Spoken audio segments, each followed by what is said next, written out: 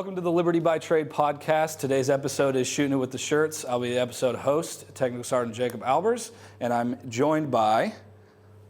Introduce yourselves, please. Yeah, Senior Master Sergeant Andrew Alford, 48th Equipment Maintenance Squadron, First Sergeant. And I'm the Master Sergeant Joseph Zawistowski. I'm the First Sergeant for the 748th Aircraft Maintenance Squadron. Cool.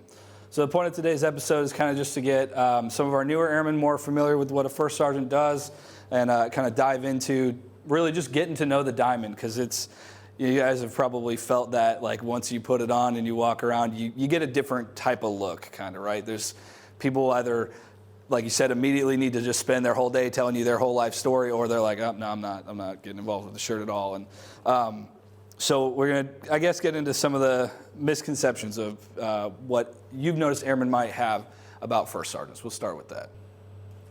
I'll go. That'll work, yeah. So yeah, common misconception is we're only here for discipline, and we're here for punitive actions and so forth. And to be, in all honesty, that's what I was brought up in. That was the realm and the world I brought up in, was around, especially you did not want to see the First Sergeant, at all. That has changed significantly, especially in my tenure as a shirt. We seem to be the go-to and sometimes the easy button now, but we have to remind people, and like we discussed earlier when I was giving you guys feedback, we're the First Sergeant, not the only sergeant. So in regards to, I am not a replacement for a supervisor, a flight chief, an NCOIC, because you are still charged in those positions to do your job. So, and ultimately we're here to provide you with the resources to help make you, or help get you to be a better supervisor or a better flight chief, and arm you with that knowledge. So, yeah. Yeah, it was that misconception that we're not people, right? I'm a person, I'm cool, right? I'm not as cool as people probably think I am, but we are people, we have lives, we have families. So I think that's some of the misconception, is that we might be that sort of straight and narrow, disciplined kind of person, and really we're not. We're trying to be happy, healthy, make people want to come to work. That's really the kind of the goal. So how do you break that misconception of, like, yeah, I'm a person too? Like, I know personally, because I've been on a couple of TDYs with you. I know, right? I've had the fun, but like, to your average airman, how do you take this diamond off?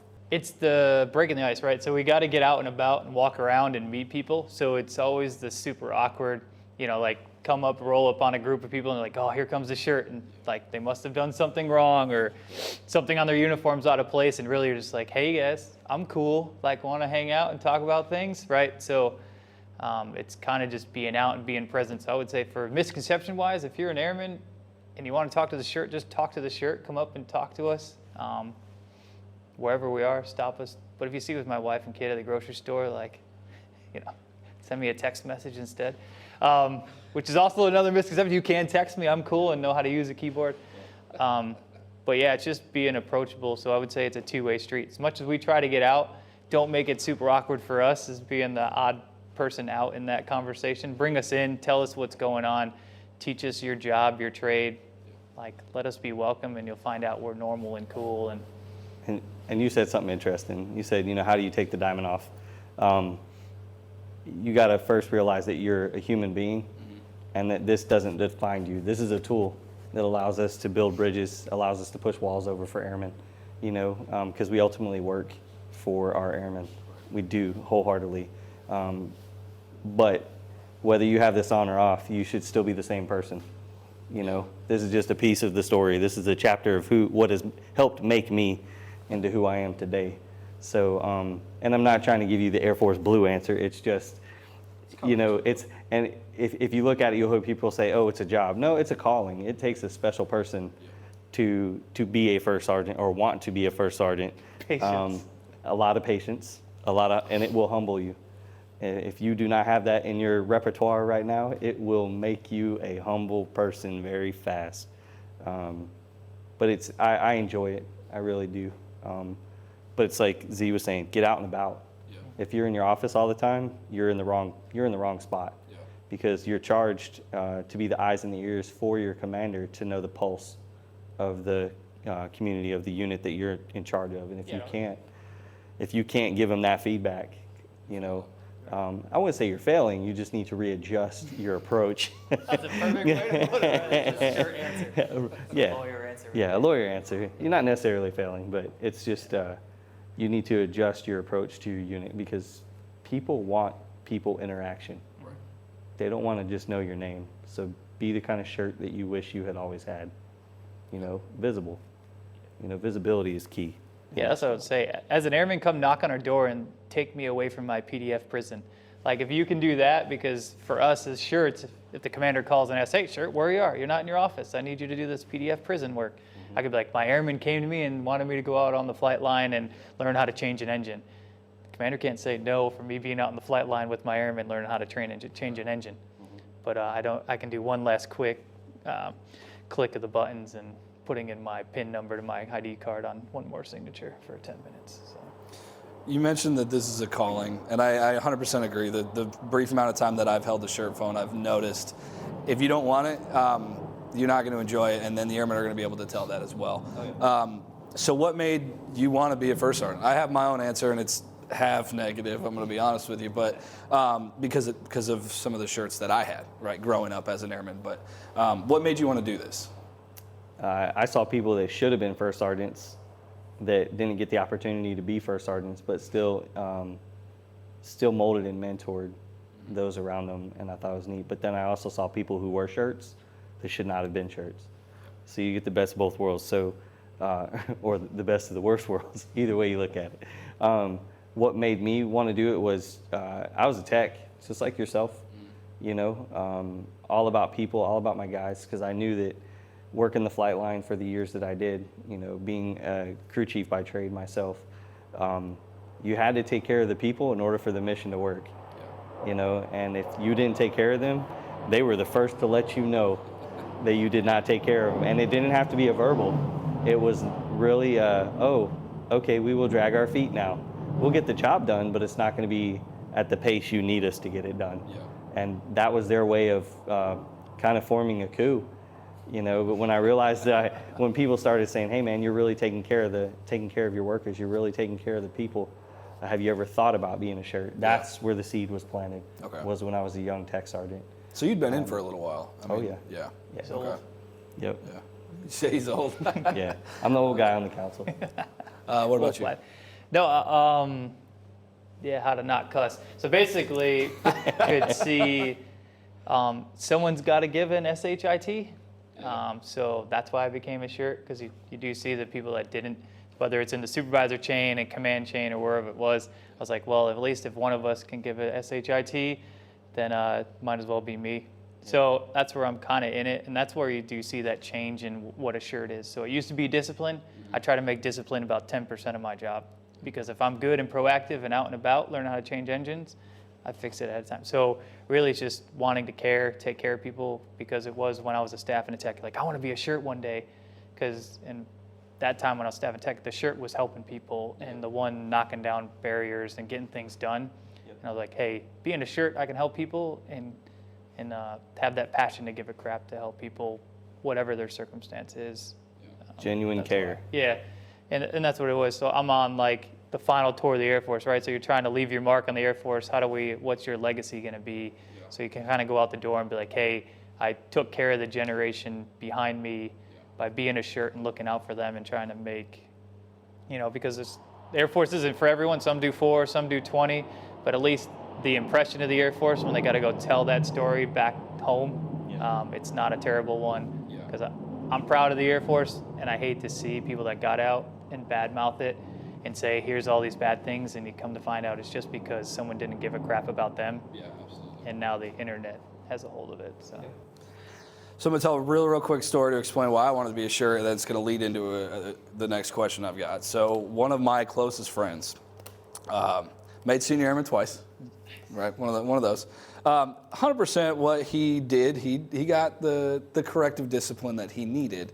However, it wasn't, the whole damn squadron knew about it, right? It wasn't handled really well. And our first sergeant at the time was removed, taken out of our squadron about 2 months later after a climate survey. So I saw firsthand not a good first sergeant, I'm just being honest. right before that person, best first sergeant, third best, we'll go with that. Third best first sergeant I've ever worked with. Yes. One at a time. So I saw this huge switch in our office because of those two, and there was a lot of other people that kind of were I don't want to say unjustly punished, but it felt like that in the office because of this first sergeant that was kind of like a headhunter. I hate to say it that way, but that's what it felt like, right? So that's why I wanted to do it. 'Cause I want to be the exact opposite of that. If I ever do get to wear the diamond, I want the airmen to know I'm on your side. However, when you step over the line, there is going to be that corrective discipline. So to anybody fortunate enough to not have to have gone through the process of standing before the commander with the shirt off to their side, how's that work? Right, let's say you slip up, you get that DUI or whatever. What is your impact on, because we're part of the triad and all that, but to the airmen that don't know that, talk me through a little bit of that. And what is difficult about it, because you got to help the commander levy punishment, and then you're going to go see that airman in the hallway the next day, and you know that they're going to probably feel some type of way about you. How do you deal with that? That was like a 4-part question. But no, you're good. So you got to be straight up front. You got to be honest with them. Like you're there to advise the commander with the advice that he's receiving from the applicable agencies for that. But you're also there to provide the care and well-being for the member. So we walk a fine line, and you'll hear a common saying for first sergeants: hold the line. It's making sure that the accountability aspect's met, but also making sure that we're caring for the member through the entire process. So ripping the Band-Aid off per se, and not giving false hope or sugarcoating stuff, because I'm very blunt. If I've got somebody in my office, I'm going to let them know, hey, this process is going to suck. Yeah. And I said, but you got to understand, when everybody else gives up on that person, the shirt needs to be the one that is there, regardless of the outcome, whether they remain an airman or whether they, get out and are no longer. As long as they put this uniform on like I do, we still have to provide that care for them, and they need to see that honesty, like straight up front. Yeah. They don't need, like you said earlier, airmen can see through BS. Yeah. They really can. They very fast, and they will tell if they can tell if you're genuine, or if you just like going through the motions. Yeah. Which I can go back to your shirt, because you don't necessarily see the whole sight pictures of what shirts have been through, right, or what, because we formulate how we operate off of past experiences as well. Yeah. And sometimes it can bleed over to new experiences. So you got to be very cautious as a shirt when you're saying, oh, I've been through this before. Just like everything else is a case-by-case basis, a shirt's got to approach everything as a new event, whether they've been through it 50 times before or whether it's the very first time with the eyes wide open.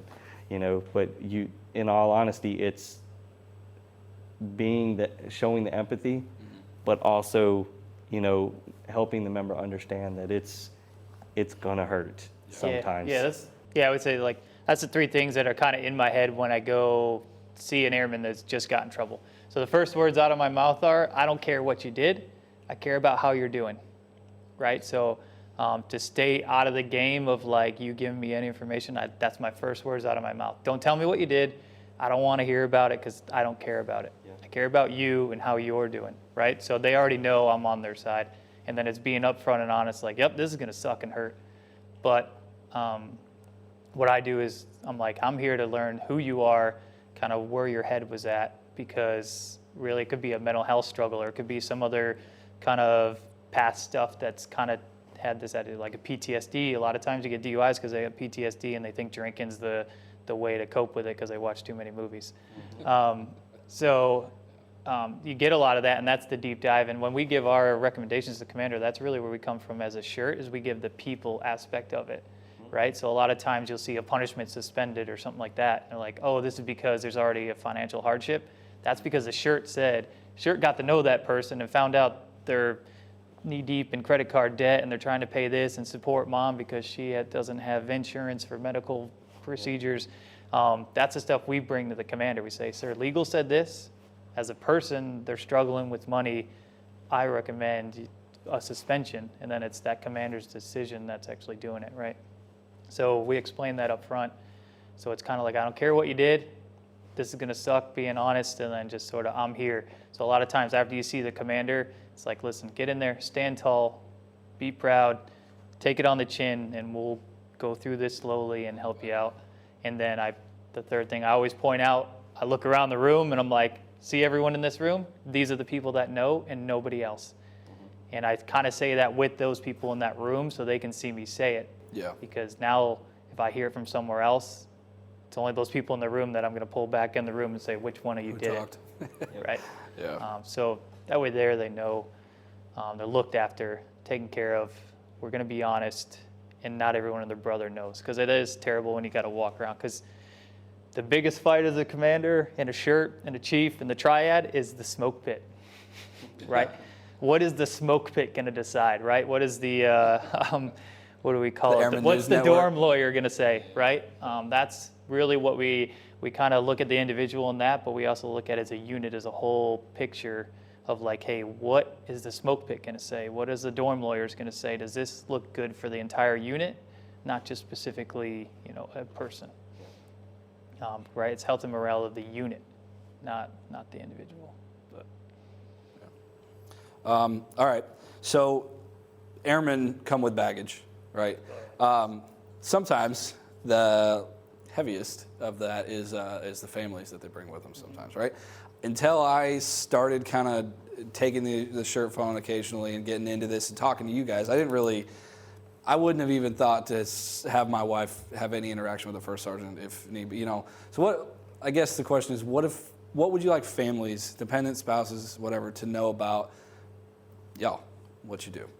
And what you can help provide them with. And this is not an open door to let's go Would you empty like the my purse to the phone first over sergeant. Absolutely not. But you interact with the families too sometimes, squadron barbecues or, so yeah. We're here for you, and we're going to take care of you the best that we can and provide the same resources that we would from the member, for your significant other who is the active duty member.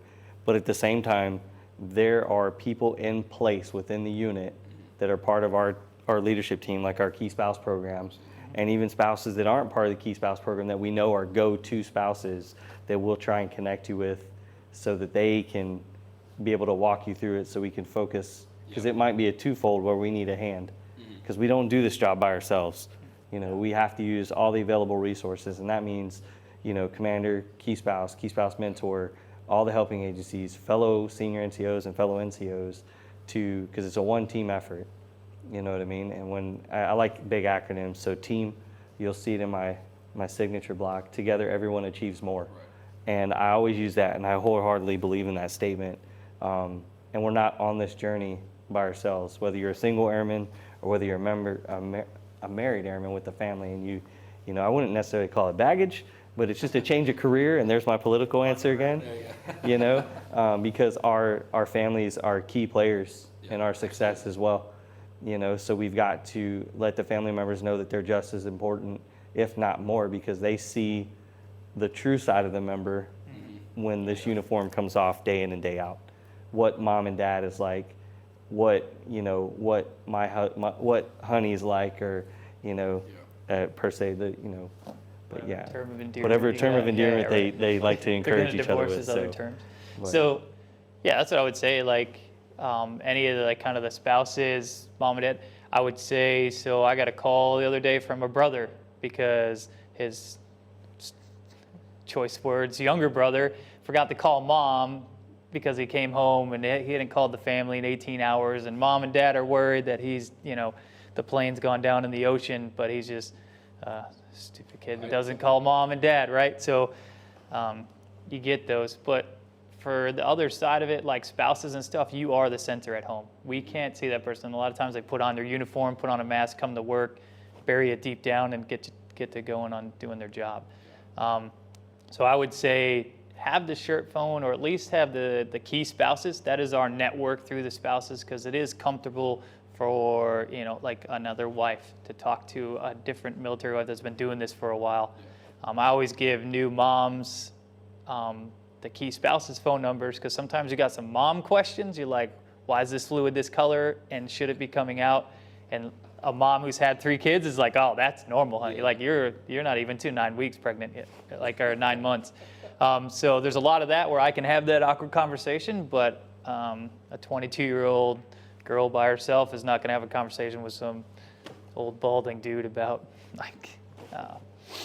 how the plumbing works when you're pregnant. So Yeah.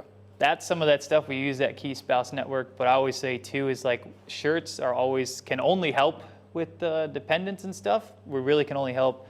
I do say it, I know it's a public network. I can say a dependent can set fire to the front gate and all I can do is watch. I can't stop it. I can't tell them to stop it. That's what the police are for. Yeah. Even their member that's back on the base, we'll just watch it together, right? Because if it's gone that far, they don't have the control either.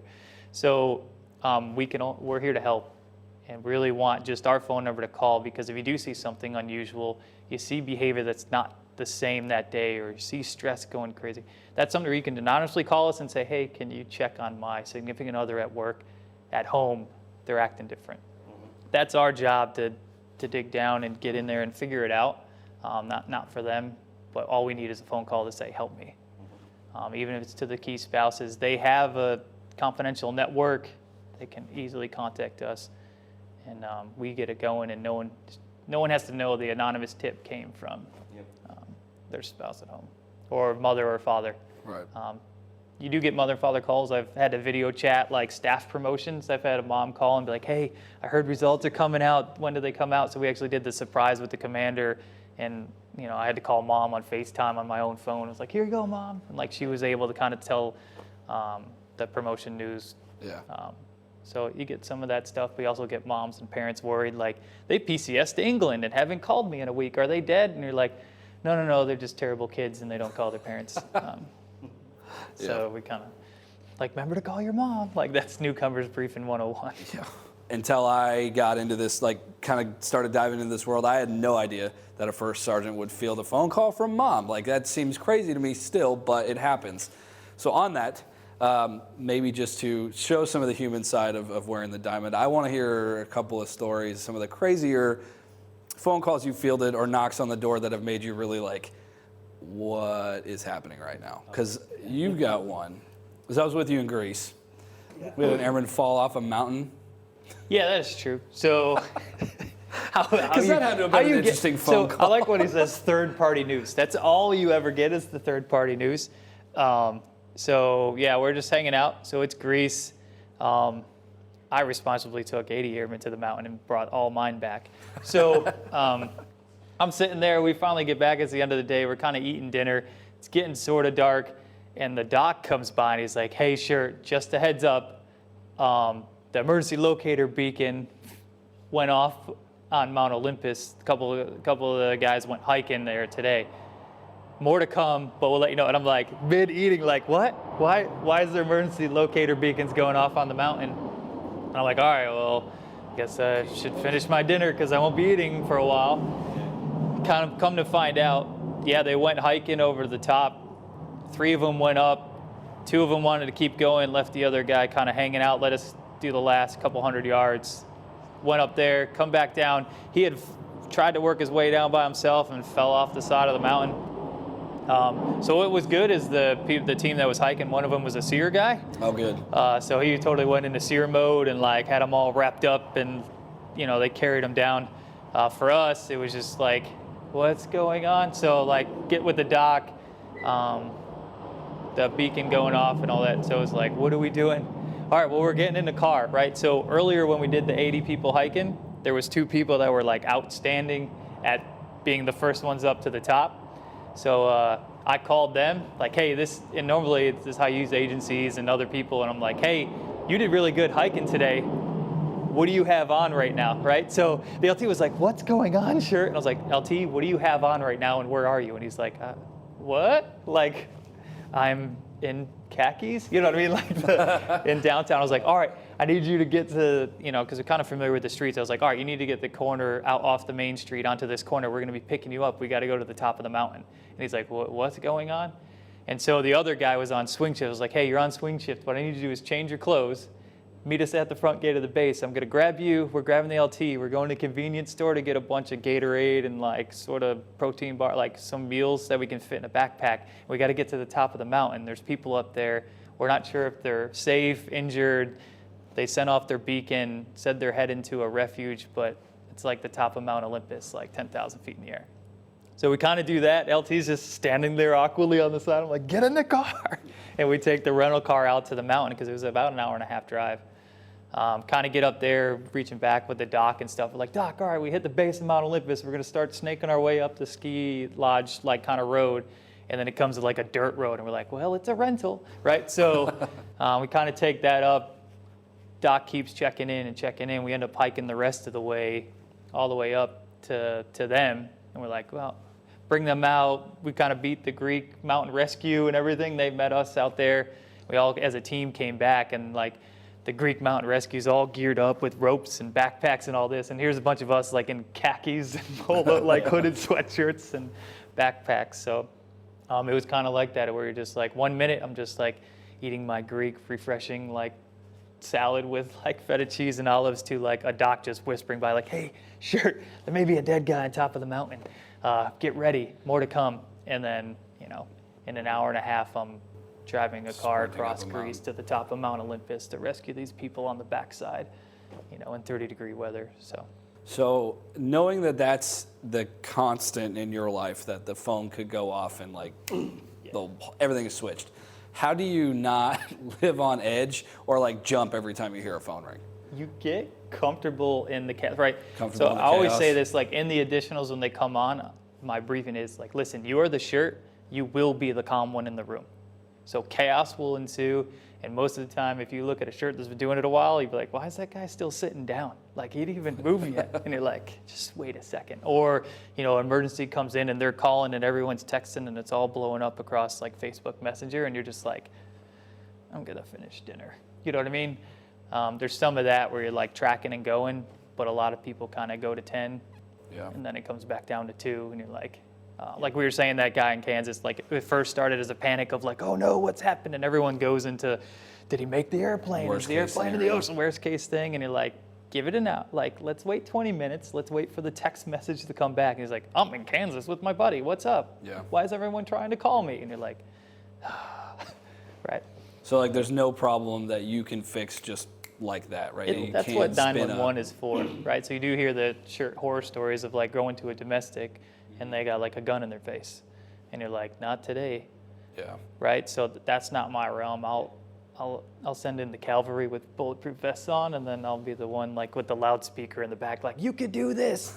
All right. You know what I mean? We're more the one that's talked the person off the ledge after the lights and sirens show up and the fire department's there with the little catch thing, that we're on the microphone like, hey, come on down. We got hot cocos, whatever lures them on. Yeah, it's like what we said earlier. We're not 911, and it's okay to miss a phone call, because what your first year shirts, they think and it's just because of through experience. Yeah. And you kind of get used to the ringtone after a certain. You're like, all right, I'm getting there.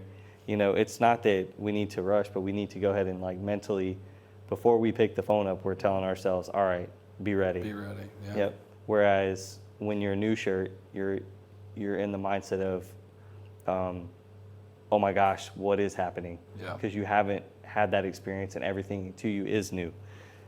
So you usually see a lot of the first sergeants at council meetings talking about how they missed 3 phone calls and they couldn't figure out who called them, and especially here. Call again. Yeah, that's They'll call exactly what we again. said. Yeah. And If it's important, they'll call if it's back. very important, they will call back again. Like, no joke. It's like sometimes we get some random phone calls. I mean, you get the ones that are like I was saying, 2 in the morning, and then you get the random ones like, hey, sir, I'm in my dorm room and there's a beeping noise. And I'm like, okay, like, where's it coming from? I don't know. I just wanted to let you know. And I'm like, thanks. Cool, thank you. I would say like last ago. So we had someone call, like the supervisor was like, shirt, we need you. Where are you at? Right. So I'm not in the office out doing shirt things. Right. And I'm like, what's going on? Like, is it an emergency? They're like, well, they need this. And I was like, what do they need? And they're like, well, they lost their ration card.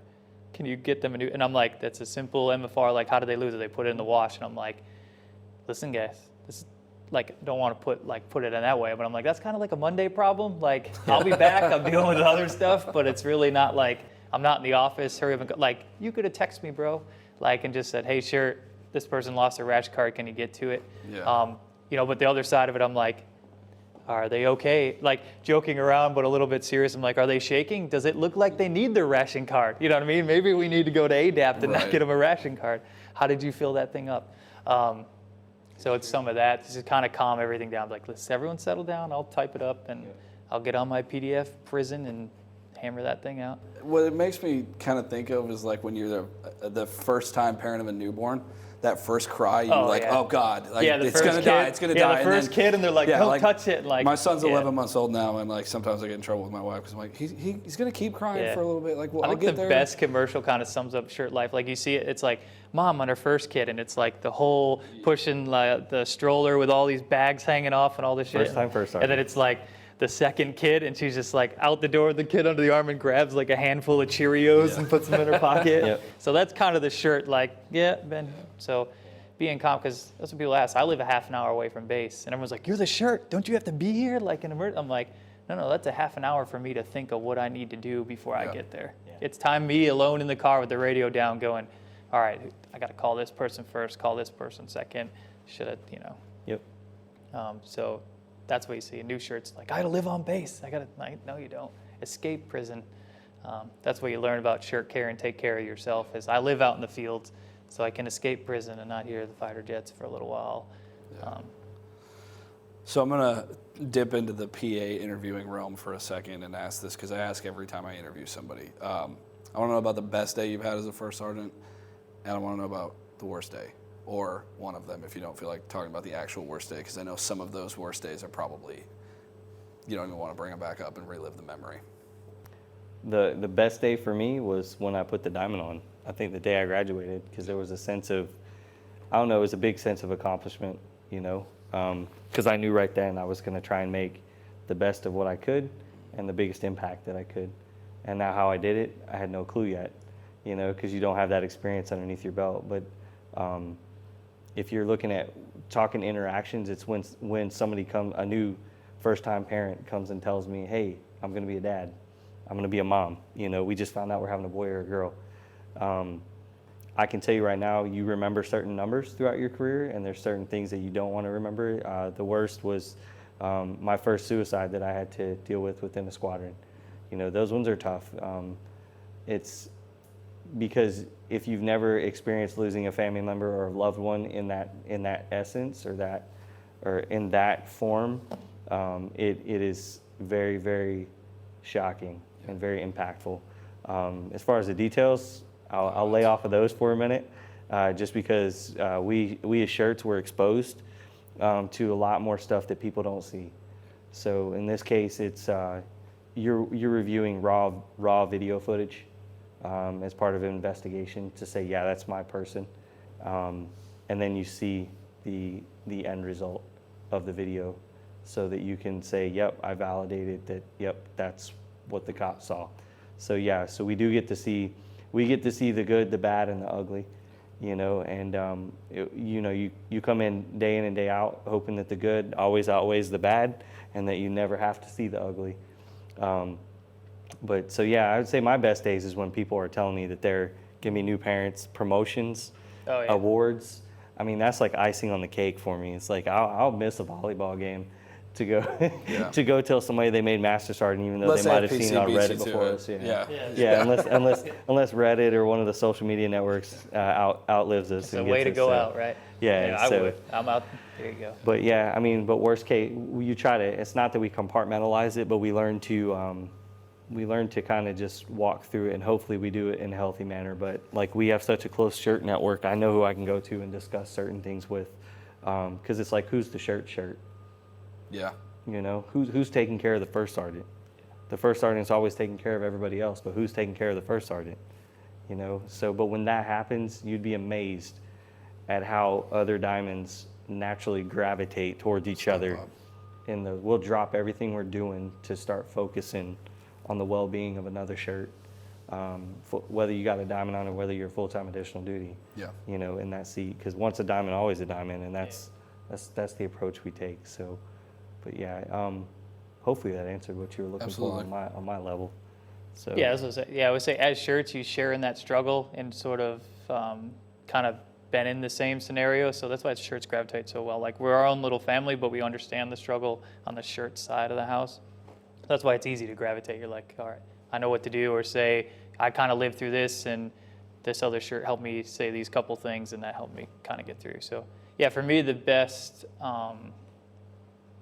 times, they actually happen a lot, right? So it's the little thank yous, like it's, you know, as small as like someone coming to me like, hey, Shirt, I got my orders finally. Thanks for calling MPF. Yeah. I'm like, I didn't call them. But like just helping them through that and calming them down and be like, hey, wait the day, or don't ship your stuff yet. Like, don't buy a house. Like some of those little things, and they come back and they're like, so like one of the bigger ones is like we had a guy just sort of family, not falling apart, but like sister's sick, mom's sick, mom and dad can't take care of sister. So we had to put in a humanitarian, but it's just trying to beat the AFPC robots without emotion and trying to do the heart story like, hey, this is a struggle for a family. So one of the best things is like winning that, right? So him finally getting orders kicked over, like I got orders, and coming right to my office like, Shirt, I got the email, I've got orders. And you could see the relief, you could see the stress go away. And that's like one of the biggest days. You're like, I beat the robots. Like, we did this together, you know? So those are the good days. Any day I'm beating the AFPC robots and trying to navigate through the black and white. Yep. Just like Senior Alford, so I've had a suicide in my squadron as well, right? So, you know, with details outside of that, as the Shirt, you do live the entire moment of that, right? So it's weird when, so you're the Shirt, right? And you don't deal with that, right? That's not training that you can get in any sort of school. It's not what you're going to do. And that's really where that calling part comes, is like, what am I going to do? What am I going to run through? Because even if you run through it in your head, it doesn't always work out in the way that you planned in your head.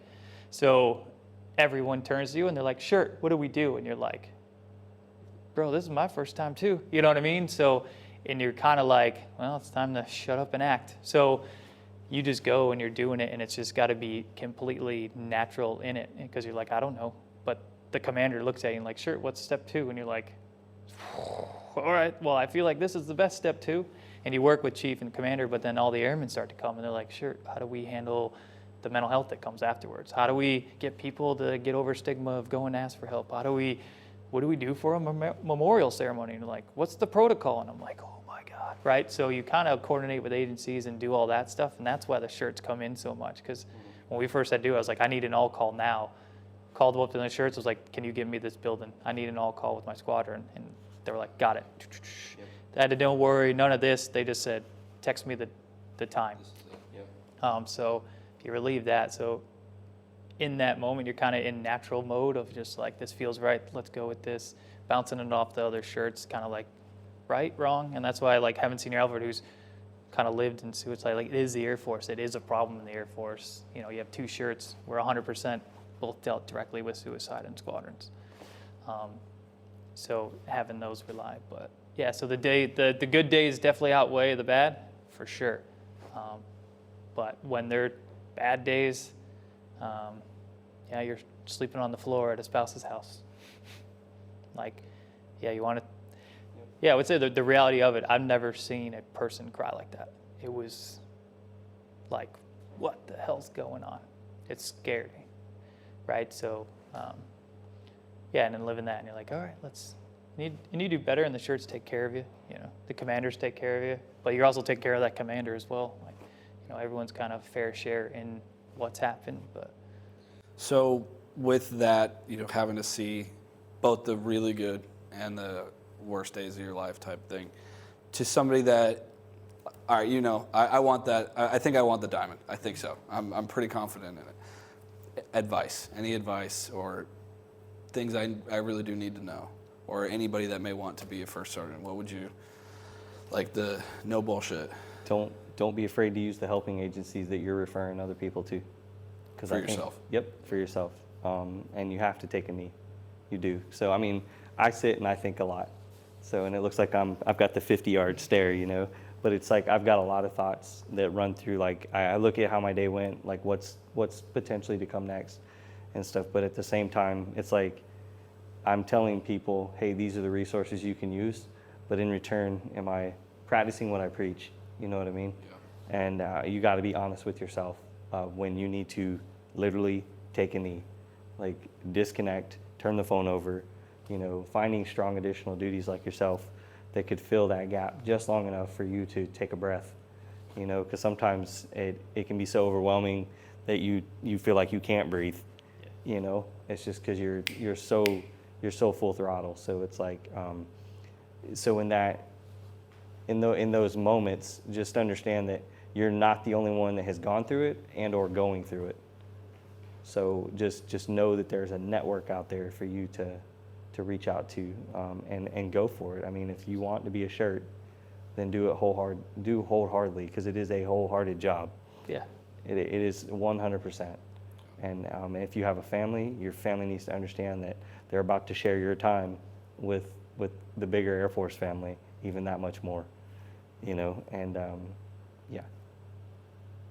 Yeah, I would say, for people that are thinking about being a shirt, I would say if you care about people, then just effing do it, right? So you're already 51% there. So if you care about people, you'll be just fine as a shirt as long as you're putting that as a priority.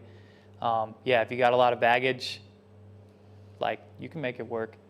There's plenty of shirts out there that are doing whatever. If you're a single parent, or you got this going on, or you take care of your parents and they live it, like, you can do it, right? But the burnout is real and stuff like that. So I do it. You have a lot of younger shirts. They're like, I was up till 2 a.m, and then I was back into work going on through this and this and this and this. And I was like, well, just take tomorrow off, right? So I was experiencing, like, you can't just take tomorrow off. I'm like, why not? Like, just don't come to work. And they're like, yeah, but like, I'm like, what are the time card police going to come find out and look where you are, right? So, and they're like, well, what about the commander? I'm like, well, the commander's going to know that you were up till 2 a.m. because you probably texted him. And they're like, all right, now the shirt's not in the office, running around doing this. So as long as you're not abusing it, taking a day off, like, and that's what I had said. I was like, last week, it was a random Tuesday, and I was like, I'm taking tomorrow off. I got oil changes to do on my car. I've got to run around and do this. I've got to, turn in the new lease for the rent for the next year. I'm like, just doing it, right? And no one is like, where's the shirt today? Like, it's like we don't have set hours. We don't have hours. We have obligations. We have managed time. Managed time with obligations. Yeah. So that's what I would say. Like, if you want to be a shirt, if it's something you're like, man, that seems all right, and you really kind of see the chaos in it, and you're like, I wish they could have taken care of that person better, or handled that a little bit better in that situation, then you're 51% there. So just effing do it. For me, myself, I didn't shadow as a shirt. I didn't take a phone until I had a diamond. Oh, wow. Okay. Right. So it's a little bit awkward in that, where they're like, hey, we want you to have some shirt time, but it's also on the other side, it was like, I want to be a shirt. I care about people. What else do I need? Yep. Right. The helping agencies are the experts. I'm not a mental health expert, but I can triage you to go there and knock down the stigmas to get in the door. Mm-hmm. I can show you where the ER is. I can walk you in there if you got a drinking problem. Like, there's no real skills taught where they can be like, here's the CDCs for how to be a shirt. Yeah. Just skip to page 10 and it will tell you how to deal with suicide in your squadron. Like, it doesn't work like that, but its attitude is everything, right? And the attitude in the right area. If you're coming in to be a shirt, to be a disciplined person and straighten out the Air Force, like, go do Air Force Honor Guard if you like, tight uniforms and straight badges. So balancing the smoke pit and the dorm lawyers with the members, sort of how you're dealing with that member, right? So it's going to be weird, but I picture how military justice works is like 1800s, like Navy ship style, right? So there's like a brig, right? So picture this, like everyone's in hammocks down below, and you have the entitled officer up top, right? And the mutiny and walk the plank and all that. That's how I picture military justice, because that's how it does work, right? So if someone is in trouble, they're seen going up to the captain's office. They can hear the yelling through the floor, right? And then they got to come back and walk, and now they're like scrubbing the deck out front, right? So it's a visual thing. The smoke pit, everyone in their hammock is going to see it happen. But the content is like, what is that purpose, right? So taking a stripe.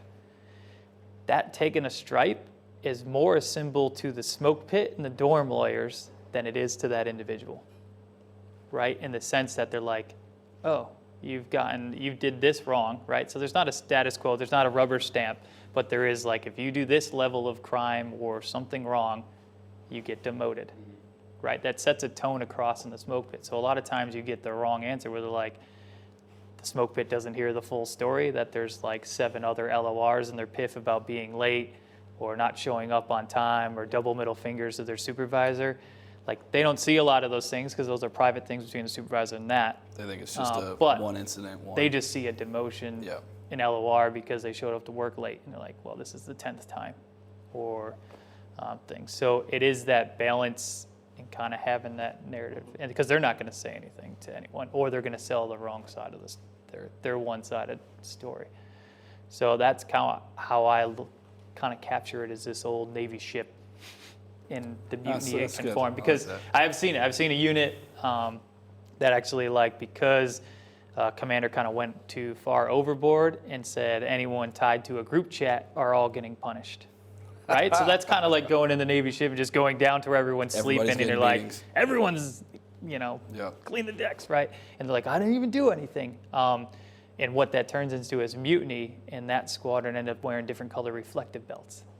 Now the shirt's job, which is also super fun, is the awkward conversation with the commander to say, sir, it's not a gimmicky joke. That's actually like a mutiny forming by wearing a different color reflective belt than what the squadron was. Yeah. Blatantly out in front, like, the mob of them all over there in a circle with different color belts on than the other ones over here because they're in a mutiny against you because they believe you punished too many people who are innocent. So that's that balance that shirt gives to the commander. Like, sir, hold on. Before we, it's the old days of if someone on the base got a DUI, the whole squadron was in their blues at the gate to hand out like AADD cards. That does nothing but destroy morale and welfare of a unit for that. Like, it's better to just stick to the single individual, and most people are like, oh, they got a DUI and they got demoted. That seems fitting. Yeah. That's not becoming of a tech sergeant to, tell your airmen don't drink and drive on Friday, but then you go and end up on top of a roundabout on Saturday. So that's kind of there, and it's that balance and making sure that they're aware that the mutiny downstairs sleeping in their hammocks with the internet is like that, and turning the narrative to him being or her being a really bad commander. So that's kind of it's just access to social media. Is like we talk about the dorm counselor who's gonna, hey, you as a shirt tell them, hey, we need you to go to ADC. Because that's the subject matter experts they're supposed to help you. Well, then obviously because of the chatter of, oh, I got a DUI and this is what happened to me, I can help you write your rebuttal, that needs to go away, like completely. But the smoke pick talk, that is the biggest fight, and you can go outside of the smoke pick, but because depending on circumstance and egregiousness of the accused or what the allegation may be determines whether or not you got vigilantes within your unit too. So, like in my case, back to back, and they were probably a month apart. I had an officer that got blasted on social media for trying to pick up a 14-year-old girl. It was a private group that was trying to catch predators, and they did so in a form that my guy, they got a picture of him, and obviously.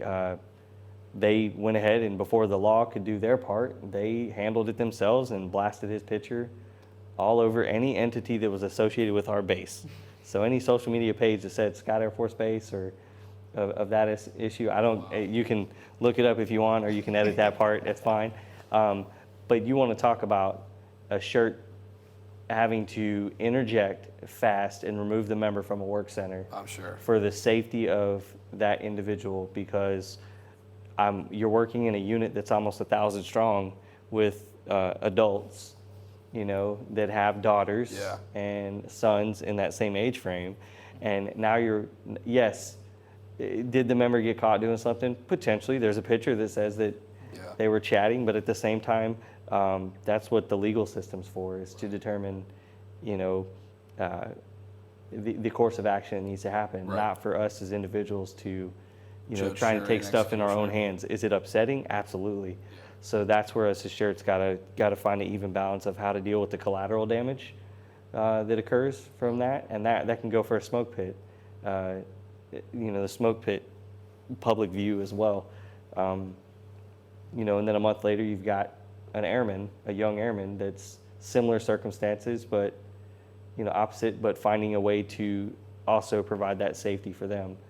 But again, you got people that have this is what we think should happen, regardless of what your commander's decision or what they think the Air Force says is going to happen. No, that wasn't enough, so we're going to take it in our own hands. Being able to talk to your unit and have those honest conversations of, hey, this is not your place, not your lane. Right. We understand you're upset, but also your commander's got to be willing to step up, because that is the head, that is the focal point for that unit. And they set the tone. You know what I mean? The commander ultimately is the one that's going to set the tone for those types of conversations, but those types of outcomes potentially as well. But yeah, the smoke pit, man, like he said, they don't see the whole story. They don't. Yeah. The airmen are only going to tell you what they want you to know. Yeah. And they're only going to tell their buddies what they want them to know as well. Yeah. They could be, like he said, 7 to 10 deep in LORs, almost on their way out the door, but they're telling their friends that they're like star performers. Right. And they don't want to tell them about all the negative stuff, but then when it escalates to something that's career impacting, that's messing with money, messing with days off, then all of a sudden it becomes a huge tornado. Yeah. So now I'm going to drag everybody in that I can to my situation. So yes, we kind of give the verbal to the people that are in the room.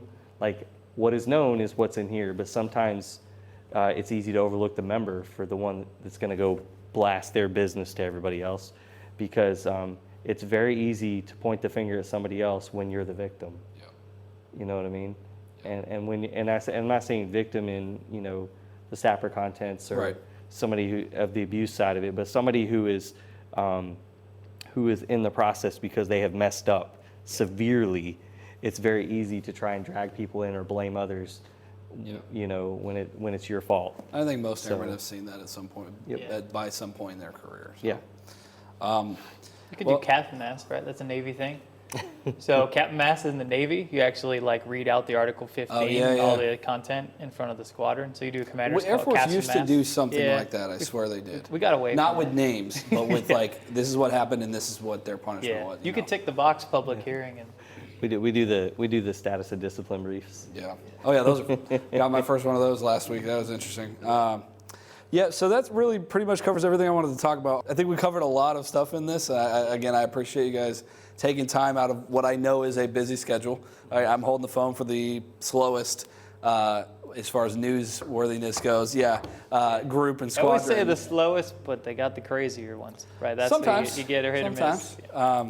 But even with that, I understand how busy you guys are. So thank you for taking your time to come out and join us on this podcast, being the second or third episode we're going to air. So that's pretty cool. Hopefully this gains some momentum and we're able to keep doing this. And if we get a good reaction out of this first Shooting It with the shirts, we'll probably try to keep doing it again, because there's always new stories. Oh yeah. And the diamond doesn't change, but sometimes the way you go about things does. And the airmen are always, airmen change, and we're always getting new airmen in or perspectives of the diamonds or the other way around. So hopefully y'all enjoyed this episode of Liberty by Trade, and we will be able to do this again.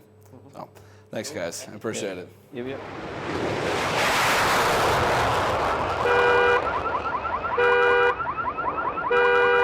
You've been listening to Liberty by Trade, the official podcast of the 48th Fighter Wing. To learn more about the wing and its mission, visit lakenheath.af.mil or connect with us through social media. Thanks for listening.